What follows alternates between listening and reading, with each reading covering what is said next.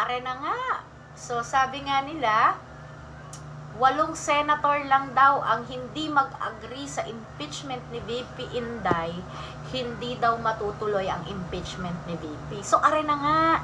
Pag-usapan natin kung sino dito sa mga senator na ito, bigyan natin ng hula kung sino sa mga senator na ito ang hindi papabor. Ano? Papabor ba sila o hindi? Papabor ba o hindi? Unang-una, Robin Padilla. Yan is solid naman sa atin yan. Ano? So, 1 na. Solid sa atin yan. Loren Legarda. Isa sa napakatino na senadora na kilala ko na kahit papano walang masyadong issue, hindi masyadong ma-issue na hindi katulad ni Rizang luka-luka, 'di ba? So I think kung kay Robin Padilla 100%, si Loren Legarda nasa mga 80%, yan ay hindi boboto sa impeachment ni VP Inday. Rapi Tulfo, bayaran ito ayan malabo na yan. Ayan nangangarap maging maging presidente ng Pilipinas. Kaya syempre apabor sa kanya na ma-impeach si VP. Pero hindi natin malaman kung siya'y makapag-isip ng matino o hindi man siya nabayaran. Pero ang sabi nga, di ba, siya daw, di umano, siya ay nabayaran dahil doon sa nagyaw-yaw siya doon sa loto-loto na naalala niyo yung loto na winner na ikinabit lang yung mukha, di ba siya nagyaw-yaw siya tapos bigla siyang nanahimik. O nawala na yung issue na yon. Kay Mel Robles, may patawag-tawag pa siya doon sa pero bigla siyang nanahimik. O eto, Win Gatchalian, asawa ni Bianca. Malaman kung anong katinuan ng isip din ni Win Gatchalian, ni Senator Win. Pero syempre, sana maalala niya nung eleksyon, 'di ba, na isa siya sa unity team. Dito na lang talaga, mamimili na lang talaga siya kung ano ang mas matimbang, yung kanyang prinsipyo, paniniwalang prinsipyo o yung kanyang pangangailangan. Oo, prinsipyo o pangangailangan. Kay Cheese Escudero, wala na tayong aasahan kay waiter. Ito ay waiter lang naman ni Lisa Tanas.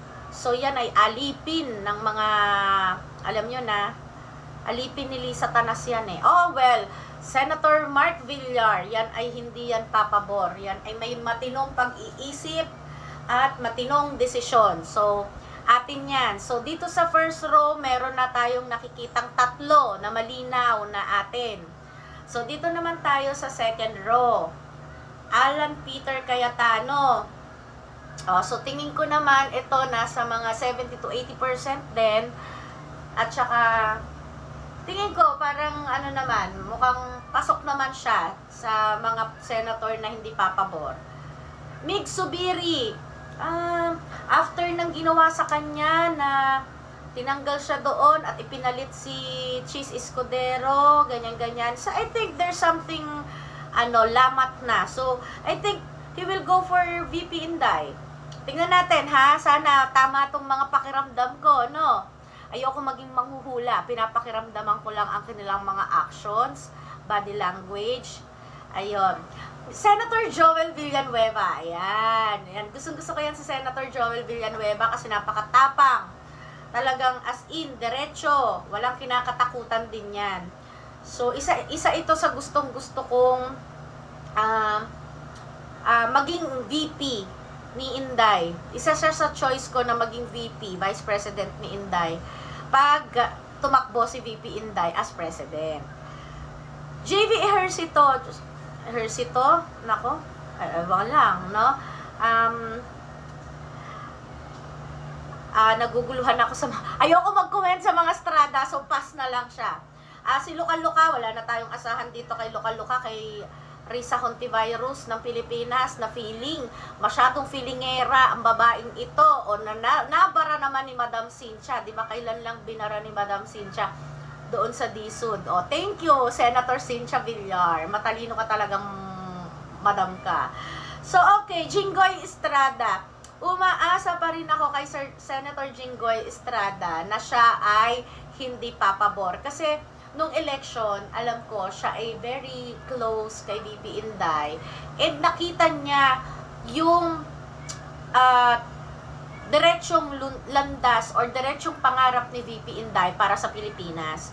Kumbaga si Jinggoy Estrada, siguro na-learn na rin niya yung lesson niya na nung siya ay napasali doon sa dating case. Kaya hanggat maaari, inaayos niya yung mga desisyon niya sa buhay ngayon.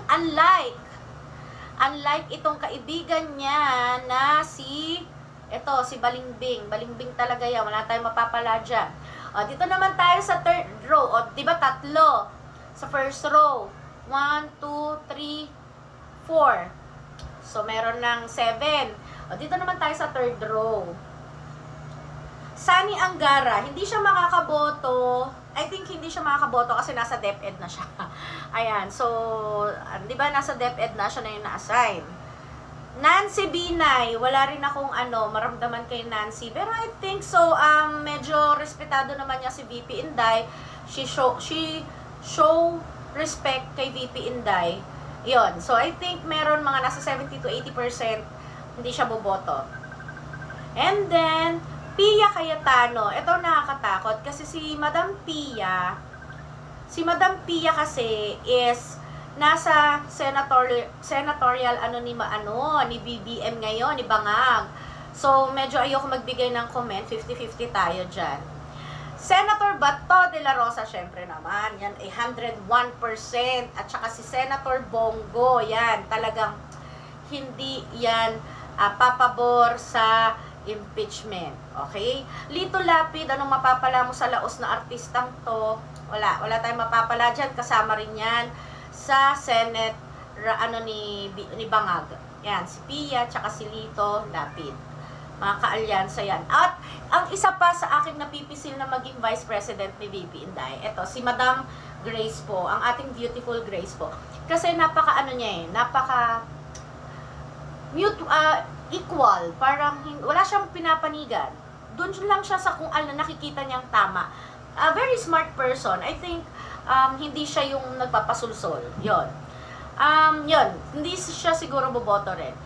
Senator Amy, tingnan na lang natin kung ano pa yung nararamdaman niya sa pagkakaibigan nila ni Madam Inday, sa paggamit nila kay VP. Tingnan natin kung ano yung magiging desisyon niya. Kapag bumoto siya na, okay siya na ma-impeach si VP Inday, alam na natin, 'di ba? Okay, Coco Pimentel, ayoko na lang magsalita, 'di ba? Ito si Bong Revilla, ayoko na lang din magsalita.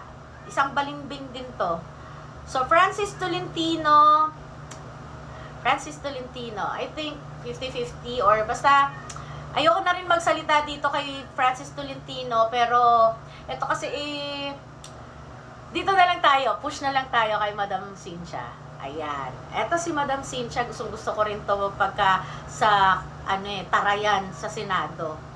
Although mataray lang talaga siya, pero alam nyo ba ang mga Villar, hindi yan mag-iisip para mag-corrupt sa Pilipinas, ha?